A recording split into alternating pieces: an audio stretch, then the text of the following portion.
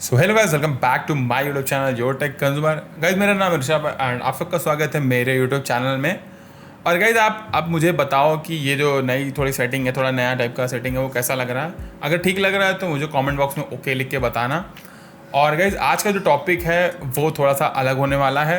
आप में से कहोगे कि यार ये ऐसी बातें आज क्यों कर रहा है। वेल गाइस आज का जो टॉपिक होने वाला है उसमें हम बात करेंगे क्या 8 GB रैम इनफ है गेमिंग के लिए 2021 में भी।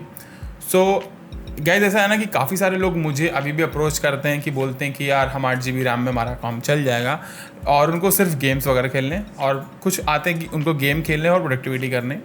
मैं यार यहाँ पे प्रोडक्टिविटी को साइड रखना चाहूँगा। मैं सिर्फ गेमिंग की बात करता हूँ, और गेमिंग के पर्पज़ को या गेमिंग के एस्पेक्ट को लेकर मैं बोलना चाहूँगा कि 8 GB रैम आपके लिए सक्सेसफुल है 2021 में या नहीं, या फिर आपको 8 GB रैम लेना चाहिए या नहीं। अगर स्लाइटली नोट पे बात करूं तो मैं डायरेक्ट 8 GB रैम लेने को रिकमेंड नहीं करता किसी को। उसके पीछे के रीजंस जो हैं वो मैं आपको आगे वीडियो एक्सप्लेन करूंगा।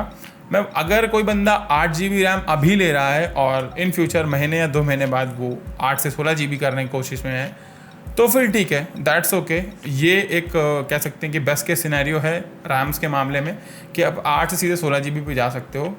बट अगर कोई केवल 8 GB पे स्टिक रहने को कह रहा है तो वो मैं रिकमेंड नहीं करूँगा। अगर गेम के पर्सपेक्टिव देखें तो चलते हैं हमारे कंप्यूटर स्क्रीन पे, और मैं आपको कुछ गेम्स के ही हालत दिखाता हूँ। यहाँ पे मैं सिर्फ कॉम्पिटिटिव गेम्स की बात करूँगा, और ट्रिपल ए टाइटल्स की बाद में बात करेंगे, क्योंकि ट्रिपल ए टाइटल्स बहुत सारे आते रहते हैं और हर साल नए नए आते रहते हैं। और यहाँ पे सिर्फ रैम के पर्सपेक्टिव से बात करेंगे, ग्राफिक्स के पर्सपेक्टिव से बात किसी और वीडियो में करेंगे। सो गाइस जैसे कि आप सभी देख पा रहे हैं कि ये स्टीम का हार्डवेयर पेज खुला है, एंड यहाँ पे स्टीम के जो सबसे ज़्यादा प्लेबल गेम्स हैं उनके बारे में स्टैट दिया है। तो सबसे ऊपर काउंटर स्ट्राइक है, फिर डोटा है, फिर पबजी है, एपेक्स है, और GTA और फला गेम्स हैं। तो सबसे पहले CSGO की बात करते हैं। अच्छा, CSGO में यहाँ पे इन्होंने 2 GB रैम लिख रखी है, बट मेरा सीधा कहना है इस बात पे मत जाना, इन्होंने अपडेट नहीं करा पेज। मैं पर्सनल एक CS प्लेयर हूँ, काफ़ी मैं CS वगैरह ज़्यादा खेलता रहता हूँ, और 2 GB रैम में CSGO चलेगा। सिर्फ उसकी जो होम स्क्रीन है वो ओपन होगी, बस तुम गेम नहीं खेल पाओगे। 30 FPS का 10 FPS नहीं आएंगे। प्रोसेसर भी उन्होंने इतना पुराना डाल के रखा है, Core 2 वो बहुत पुराना वाला, सो नहीं आने वाला। तो ये प्रोसेसर और रैम बेस दोनों का गेम है। अगर तुम्हारी रैम कम है, प्रोसेसर बहुत पुराना है, तो तुम्हें FPS बहुत कम मिलेंगे। तो 8 GB रैम कम से कम चाहिए इस गेम को खेलने के लिए। तुम इस गेम को 8 GB रैम में खेल सकते हो, बट अनटिल अनलेस तुम्हारा प्रोसेसर 7th या 8th जनरेशन का ऊपर का हो। उसके नीचे का प्रोसेसर होगा तो तुम्हें FPS बहुत कम मिलेंगे, इन गेम तुम्हें फ्रेम्स बहुत कम आएंगे। और कॉम्पिटिटिव गेम्स का एक ही रूल है, जितने ज़्यादा FPS उतना ज़्यादा स्मूथ गेम प्ले और उतना अच्छा तुम खेल पाओगे।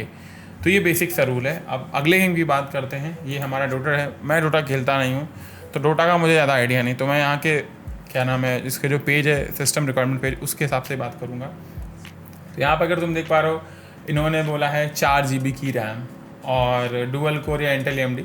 तो ये भी मेरे हिसाब से अपडेट नहीं हुआ है। डोटा में भी अपडेट्स आते रहते होंगे जरूर, जैसे CS में आते रहते हैं, हर साल अपडेट्स आते रहते हैं, गेम बड़ा होता रहता है। तो बट फिर भी इन्होंने 4 GB रैम देखो तुमको बोली है।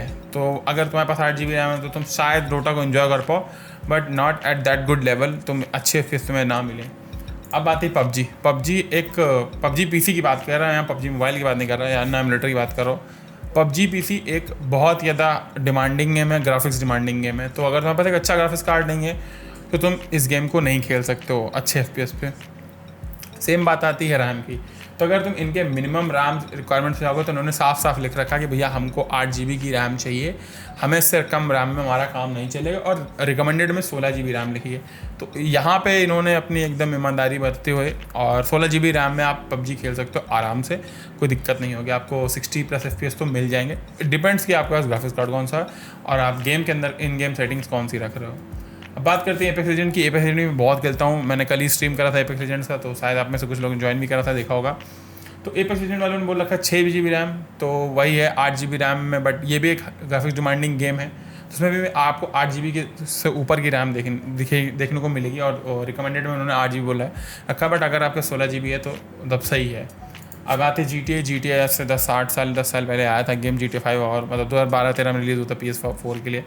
तो गेम तो बहुत पुराना है, बट अभी भी इसके अपडेट्स आते रहते हैं, DLC पैक्स आते रहते हैं।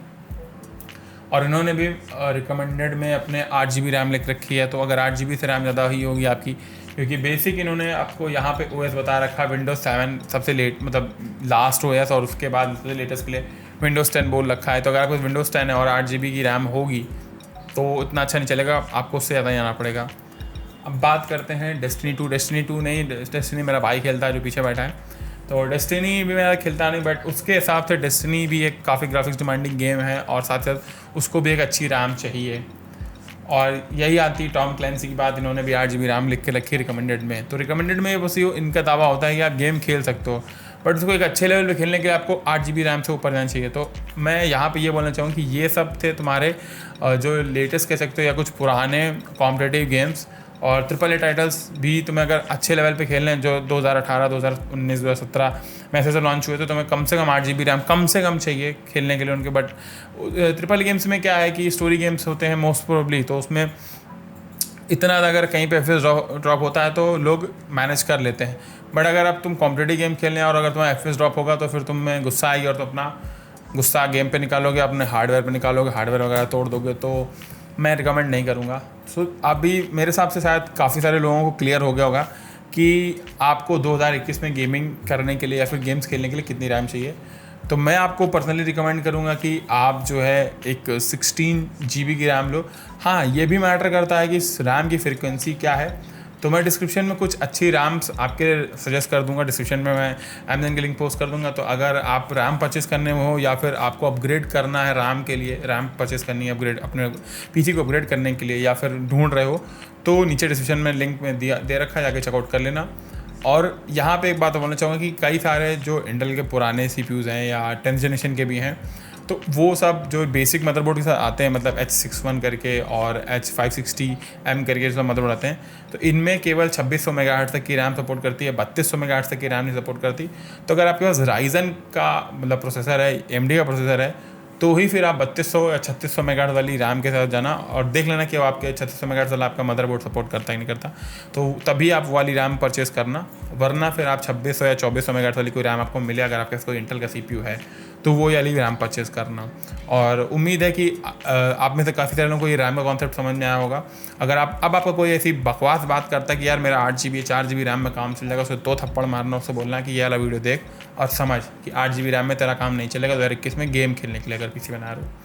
तो वेल गाइस, ऐसे ही मैं कुछ और इंटरेस्टिंग टॉपिक्स पे बात करने वाला हूँ, और एक्चुअली ये इंटरेस्टिंग तो है, साथ साथ बहुत बेसिक टॉपिक्स हैं जिससे बहुत सारे लोगों को अवेयरनेस नहीं है। बहुत सारे लोग किसी यूट्यूबर की वीडियो देख के आ जाते हैं और समझने की कोशिश नहीं करते कि इनके पीछे का साइंस क्या है।